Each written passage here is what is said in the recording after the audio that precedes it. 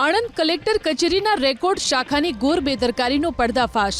બોરસદના block સર્વે નંબરની બિનખેતી પરવાનગીની file record શાખામાંથી થઈ ગઈ છે ગાયબ।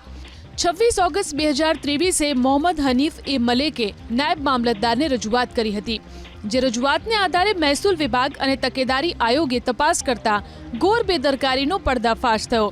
રેકોર્ડ શાખામાંથી કોઈ કર્મચારીએ 21 માર્ચ 2023 ફાઇલ મૂવમેન્ટ રજિસ્ટરમાં સહી કરી અને લઈ ગયેલા છે, પરંતુ ત્યારબાદ કોઈ કારણોસર આ ફાઇલ રેકોર્ડ શાખામાં પરત કરી નથી। રેકોર્ડ ન મળતા આણંદ ટાઉન પોલીસ મથકે ફરિયાદ નોંધવામાં આવી છે। કેસની ગંભીરતાને જોતા ક્રાઇમ બ્રાન્ચને તપાસ સોંપાઈ છે। ત્યારે સવાલ એ છે કે આખરે કલેક્ટર કચેરીના રેકોર્ડ શાખામાંથી રેકોર્ડ કોણે અને શા માટે ગાયબ કર્યા?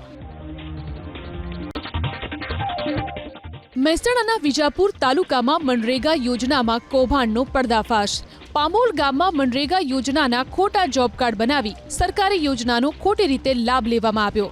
ગેરરીતિના આરોપ બાદ તપાસમાં સામે આવ્યું કે વીસી અને આશા વર્કર બહેનો ખોટા જોબ કાર્ડ બનાવી યોજનાનો લાભ લઈ રહ્યા છે।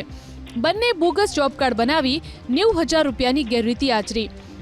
આશાબેન બાવાએ વર્ષ 2020 થી 2024 સુધી 4 વર્ષમાં ₹40,175 રૂપિયા, જ્યારે કે હસમુખભાઈ ચૌધરીએ 2022 થી 2024 સુધી 50,082 રૂપિયા મેળવ્યા હતા।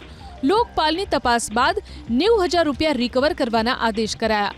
આવી જ રીતે અનેક ગામમાં ગેરરીતિ થઈ હોવાની ફરિયાદ ઉઠી છે, જેને લઈ તપાસ શરૂ કરવામાં આવી।